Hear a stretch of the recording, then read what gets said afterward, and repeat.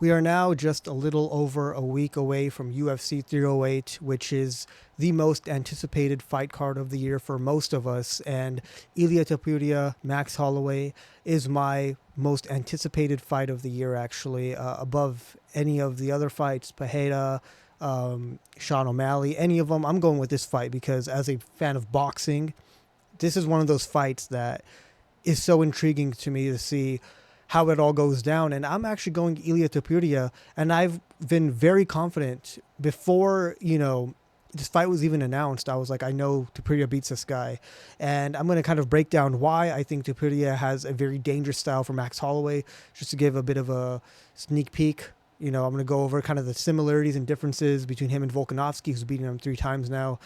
Go over some things I've seen in their fights. How do you beat Max? And then how I see the fight actually going. So yeah, I'm going to start off with some of the similarities and some of the differences between Ilia Topuria and Volkanovski. The reason why I'm even bringing this up is because I saw an interview where Topuria said that his style is like a mixture of Volkanovski and Holloway, and what he did was he took what's great from them and he just improved on it. And that was actually, I think, in the trash talking he did with Max Holloway, the face-off via Zoom or whatever it was.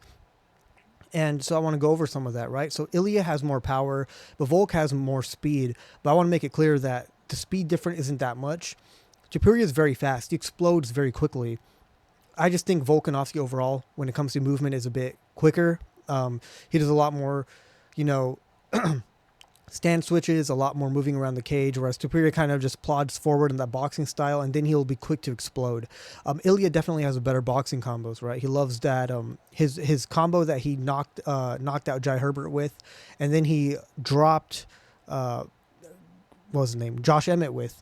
That was the right hand over the top, left to the body, and then right again to the top. So that's his preferred combo. It's a great combo. It typically lands even against Volkanovski. When it didn't land, it got him up against the cage, and he landed that right that he throws so much, and he got the KO. Volk has better kickboxing combos. He will end most of his combos with a leg kick at the end, so he'll go like head, and then just a leg kick or head, body, leg kick. When it comes to the overall combinations, though, they have their preferences, right?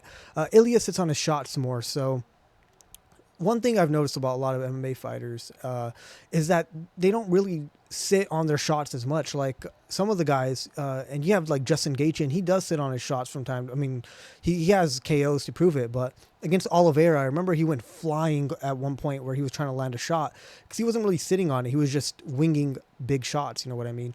And then you have Ilia Topuria, who every time he throws a power punch, he sits on it. Another guy who does this very well is Alex. Alex will almost never throw when he's in the process of moving. And I love that about Ilia, is that he'll sit and he'll throw these combinations. Volk is much more quick burst. He'll be in the middle of movement and he'll throw a shot. It's not really done with intent to knock you out typically, but it's more like a quick burst to get you moving, surprise you with his speed, have you guessing what's going to come next. And I will say that Ilia is definitely the better offensive grappler. People forget, man. Ilia is he is the jiu-jitsu guy. He's like TJ Dillashaw in a way, right? Like TJ Dillashaw was he was a wrestler, and then he came to Dwayne Ludwig's gym, or rather Uriah Faber brought in Dwayne Ludwig. Dillashaw found out, hey, I'm actually really good at this kickboxing thing, and he became a kickboxer. With Ilia, it was like he was a jiu-jitsu guy. His boxing was just so good that he ended up going more down the boxing route. And as far as their defensive grappling, I'm going off of Volkanovski's Makhachev performance. Topuria, people are going to be like, oh, he got taken down by Bryce Mitchell. Yeah, and he got up just as quick, right? And then he ended up taking Bryce Mitchell down and submitting him, who is a grappling specialist, right? Bryce doesn't have much to offer on the feet.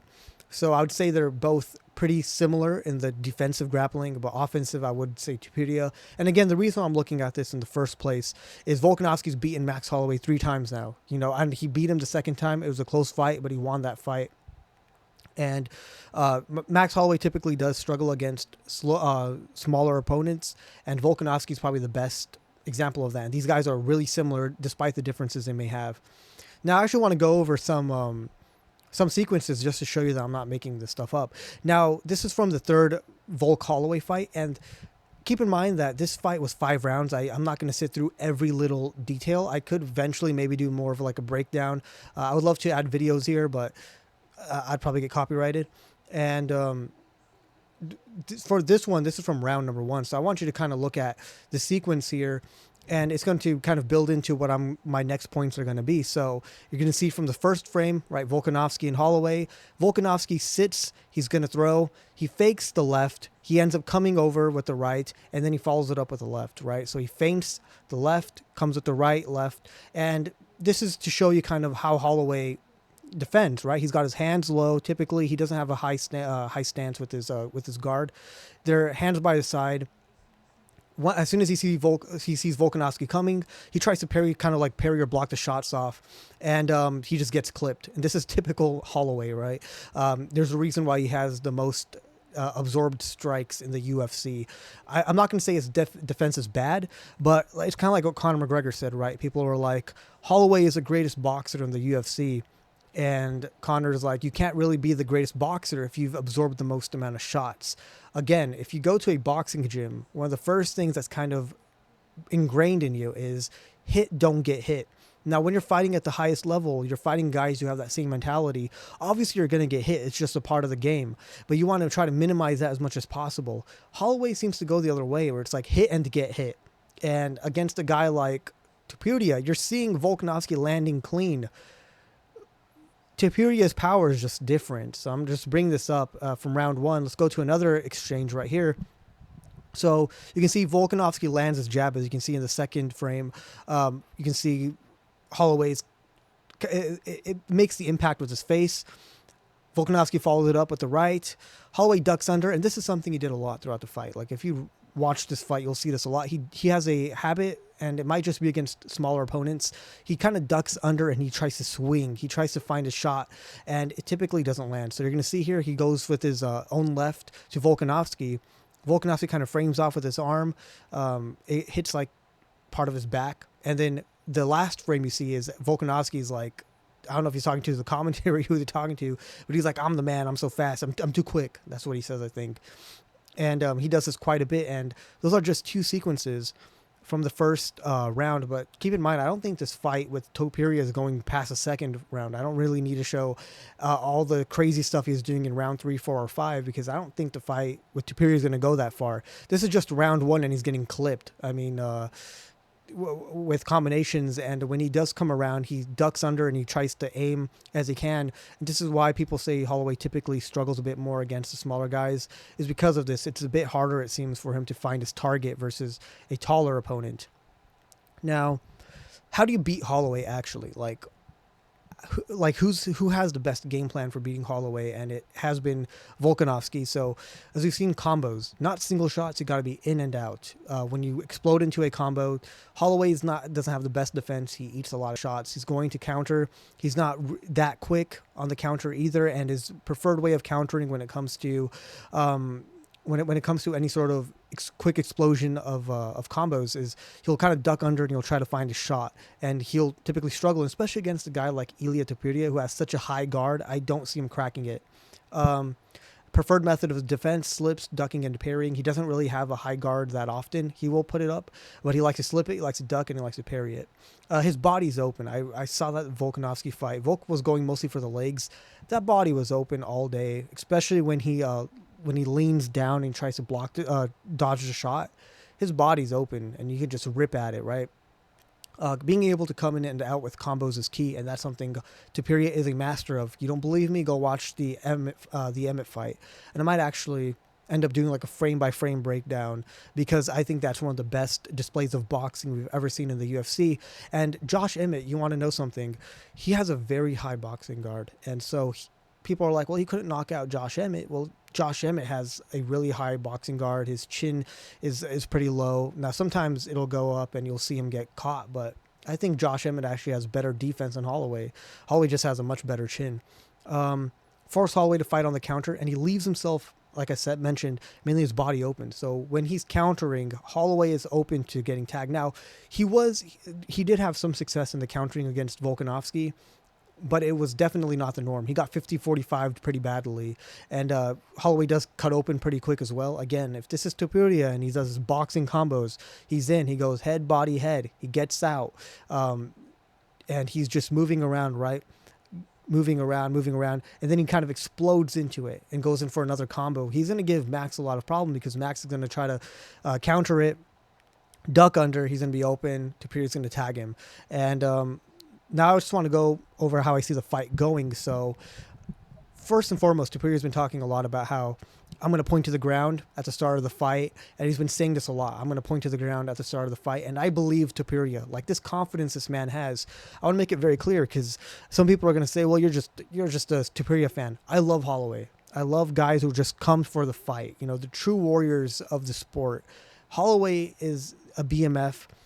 I don't think the BMF belt should be on the line for this fight simply because Topuria has not shown himself to be the anytime, anywhere, any place type of guy like Holloway is. He will do the crazy stuff that other people won't. So I love Holloway. It's just as a fan and as somebody who loves the sport, I have to be honest. I'm so confident in Topuria beating him.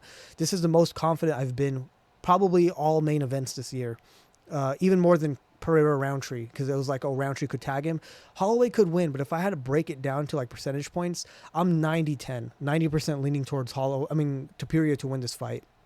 So again, going back to what I was talking about, Topuria's been talking about, I'm going to point to the ground at the start of the fight. Now, this is my prediction. If Topuria points to the ground and Holloway meets him there, and they're in that position, in the pocket, trading blows for more than maybe 20 seconds, Holloway's going to get flatline KO'd. This is my prediction right now. That's why I see it going, but I don't think that's what's going to happen. Topuria's going to come to center, point down. Holloway's going to be like, nah, I'm that guy, man. I'm that guy, brother. So they're going to start trading for about, I would say, 10 seconds or so. Topuria's going to be ducking in, out, doing those head-body combos. Holloway, like he did against Gaethje, kind of be when he gets into the and obviously that was at the end of the fight, so he was a bit more tired, a bit more reckless. He might look for his shots a bit better, but this is Holloway we're talking about. He's going to be swinging shots. I could see Topuria landing good on Holloway in the first maybe 10, 15 seconds, but nothing to really rock him or even to KO him, nothing like that. But it's going to be a good shot. It's going to kind of make Holloway assess himself, and I could see Holloway at that point looking for a spinning back kick or some sort of a high kick. Now, the reason why I'm going with a spinning back kick, this is Holloway, one of his best moves. He broke Gaethje's nose with it in the first round of his fight with Gaethje. He landed this on Volkanovski in the third fight multiple times. Every time he threw it, he would land it. So I don't even know why. Like, he's not even particularly quick with it. Maybe it's just he's a long guy, right? He's a lanky guy. He just lands it. But if Holloway wants to win this, it's not going to be through the boxing, I think. I think it's going to be the spinning back kick is going to be the key. Obviously, Topuria's been dropped twice in his career by a head kick. Holloway's dropped Volkanovski with a head kick. But one thing about Holloway also, I was watching the fight with Gaethje. He does not put any sting on his kicks, right? Whether it's a leg kick, whether it's a body kick. And people are going to say, well, he knocked down Volkanovski. Makhachev put him out with the head kick. That's what a flush head kick where you're really putting power into it, whereas Holloway's just flinging it, and if it lands, a flush head kick will pretty much drop anybody. But it wasn't like a bad drop. Volkanovski was immediately up trading, and it was also at the end of the round, of course. But anyways, as soon as that happens, I think the spinning kick, whatever it may be, I think Holloway's gonna be the first guy to kind of take that step back. As soon as he does, I see him and Topuria kind of being more, leaving that pocket exchange, and then the real fight's going to begin 10 to 15, 20 seconds into the fight. Now we're having it where these guys aren't just exchanging in the pocket, they're actually being more technical about it. I think Topuria's going to be doing what he did this against so many of his opponents, Josh Emmett, Jackson, etc., even Volkanovski. He's gonna, I think, invest in the body, go for the leg kicks. Holloway's always open for leg kicks, and Topuria was spinning Volkanovski with some of the leg kicks he was landing. So I think he's gonna do that. Holloway's gonna do what he always does, kind of move around, put his hands out. He's gonna get really, huge-eyed like he typically does, and he's gonna be looking for his shots, but he's always open. And I got Topuria by TKO round 2. I could see it going to round 3. I'm just so confident because what Topuria does he pressures you and he pressures you. And one thing about Holloway, I just came to the top of my head. Every time he gets pressured, he raises his leg up. He has like this oblique kick or something. Maybe it's a teep to the body as well. Like he fakes it. And he likes to do that a lot to kind of back his opponent up. If he does that, I could just see Topuria like timing that overhand. And Topuria loves that shot. He loves his overhand, right? The shot that knocked out like Volkanovski, he does like a overhand and sort of like a regular straight kind of mixed. It's not an overhand where his body or his head is way lower than his arm, but it's not a straight either where it's completely straight, parallel. He has this move. It's like a mixture between the both, and it's powerful. It's quick, and I can just see him timing it. And how I see this fight ending is he gets Holloway up against the cage, and he just rips one of his combos. He's throwing. Some of them are probably going to miss, like the Volkanovski one, right? He missed most of the shots he was actually throwing. That one perfect one, I could just see him dropping Holloway. He's going to drop Holloway down, and I could see ground and pound and follow-up shots. It's over, right? I know this is really hard to believe because Holloway's only ever been dropped once in his career, and that was... I think it was once in his career, and that was against Gaethje actually just recently. And before that, he was wobbled by Poirier. He has a great chin, but like Topuria said, he's never really fought somebody who's technical and got great power. Gaethje is good, but I really do think people have been kind of overestimating just how technical Gaethje is, just because he beat Rafael Fiziev, who is a great Muay Thai guy, but that was a close fight. And then the Poirier, he landed a head kick. Before that, it was a pretty even fight, right? And he got completely schooled by Holloway. Holloway's technical. He's got great offense. His defense isn't the best, especially when he's fighting a shorter guy. So I just see Topuria finding that chin. And it'll be from the investment to the body, right? When you're more worried about the body shots coming, you're not really focusing on the shots to the top. And that's why I think it's going to lead Topuria to winning this fight. So TKO round 2. I know quite a few people are going to disagree with this. I know a lot of people are like, Holloway is just too sturdy, and I could see that argument. I'm not gonna argue against it or say you're wrong. It could definitely, Holloway's definitely sturdy enough to defend and survive. But even if that's the case, Topuria wins by decision anyways. I'm very confident in Topuria winning this. And one thing I want to mention very quickly, I know I've been going on a rambling for a while now.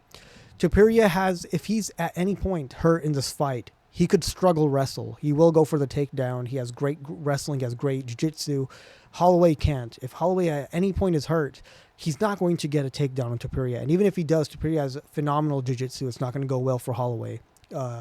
So that the fact that Topuria has a backup, Holloway doesn't, really helps, for me, the argument for why Topuria wins this fight. So I'm going to go ahead and end it at that. Hope you enjoyed this. I saw comments in the previous video that the microphone's a bit low, so I try to hold it this time and put the volume up, and hopefully it works and you guys can hear me better. If not, just let me know, and I'll probably look into maybe getting a new microphone, making it one that's I don't really have to hold and I can just put somewhere else in my body, and make it a bit easier for you guys to hear me. So yeah, I'll end it on that note. Thanks for watching. I'll be coming out with my UFC 308 full card prediction very, very soon, so keep an eye out for that, and I'll see you in the next one. Peace out.